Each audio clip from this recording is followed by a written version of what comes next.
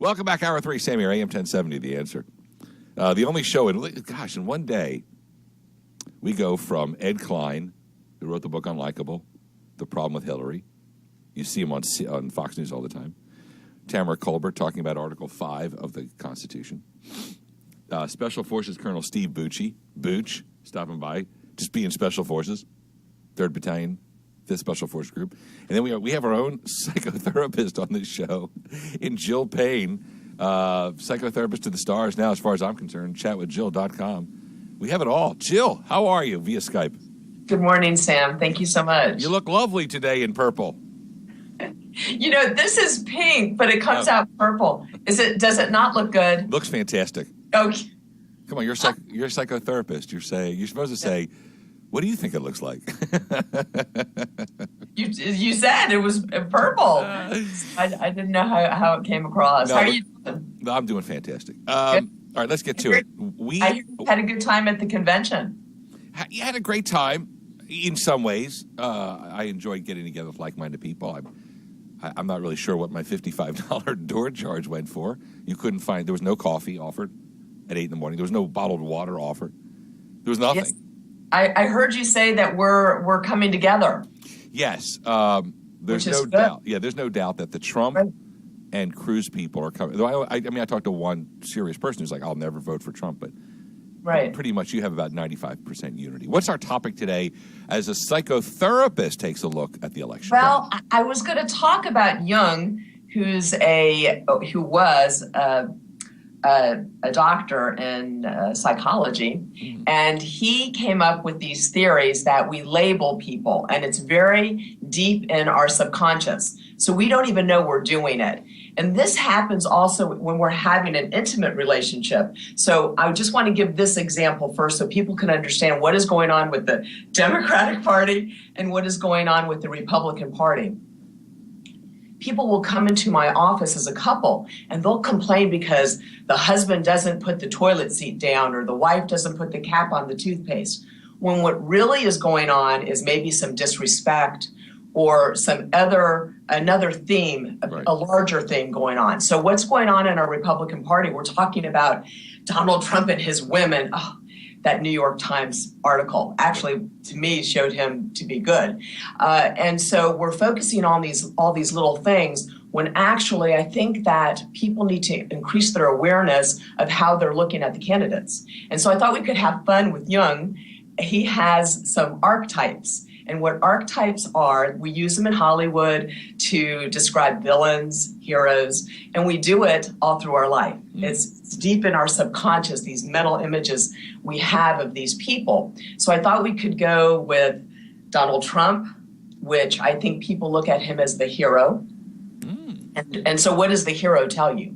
If I tell you that, because people compare him to a cartoon character, they don't know where he's at, they can't really place him.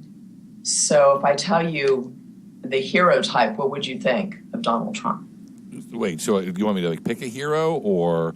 Well, if I'm telling you that people are thinking of Donald Trump as a hero, how would you treat him? How would you look at him? What kind of perception would that give you of Donald Trump? Oh, he'd be standing on top of the, what was the newspaper, the Daily Planet or something, with his fists to his hips, and he'd be looking out with the six-pack stomach, here he is to save the day. Right. Exactly. So there's some good points to this, and there's some negative points. The positive is a lot of the people that are passionate with Donald Trump, they believe that he is the winner, that he is the soldier, and that he is going to rescue them from what's going on. Now, the people that do not like Donald Trump, they see him as a little bit arrogant, always looking for a battle.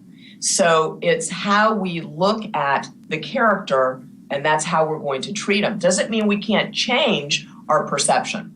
So we can do that if we look more, step back, and really listen to the character, and not so much one channel of media. We need to really listen to what the characters are speaking. Well, Dr. Jill Payne, our psychotherapist on the show. I wanted to give you an example of how this is. That okay? Yeah. Go ahead. Okay, I wanted to give you an example because I was watching Hannity the other day, if I pronounce his name right, and he was talking about Hillary Clinton. Well, I think that, this is my thought, that they see Hillary Clinton as the ruler. And so the ruler would be the boss, the queen, the politician, the role model. And so he went and asked a bunch of women out there on the street that were for Hillary Clinton, said, okay, he put the mic there and he said, well, what has Hillary done for women? Not one woman out of about 10 could tell him what Hillary Clinton had done for women, yet they're voting for her. Correct. Do you see what I'm saying? So she's perceived as their role model. And so therefore, one of them said, well, she shows me that I can be a leader too. So this is how these labels get people to vote for. Gotcha. Jill Payne, our psychotherapist on the show.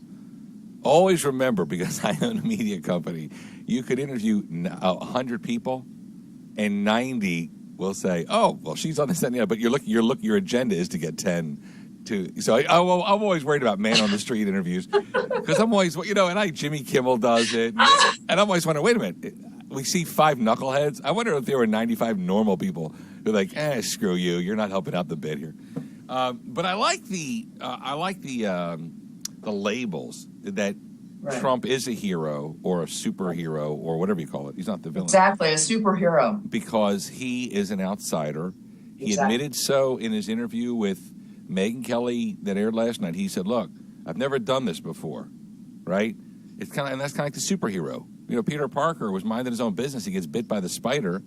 And then when bullies were harassing him, he kicked their ass.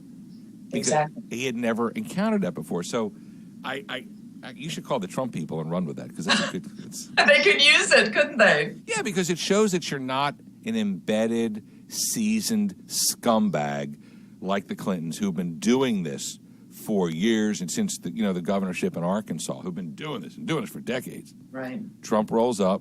It's like, hey, there's a problem.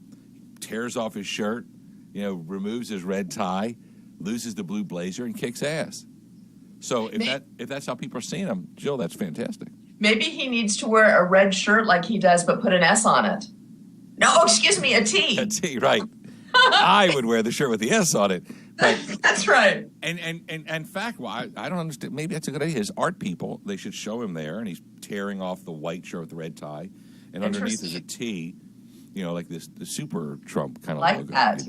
Excellent job. Go to chatwithjill.com. A good friend. We met her through our compadres at Houston Baptist University. And they said, you got to meet this psychotherapist, Jill Payne. She's hilarious. And helped her build her website, started talking. I said, you need to bring this. Nobody's ever had a psychotherapist to talk about the election. We're the first, and you do a great job at it. Thank you. Joining us via Skype. In pink, by the way. In pink, not purple. Jill Payne. Hey, it's whatever your perception is, Sam. There you go. What do you think it looks like, What Sam? do you think? There you go. Right back at you. Have a wonderful day. I'll talk to you next Wednesday. Okay. Bye-bye. Thanks. Bye-bye. Quick break. Sam Malone Show, AM 1070.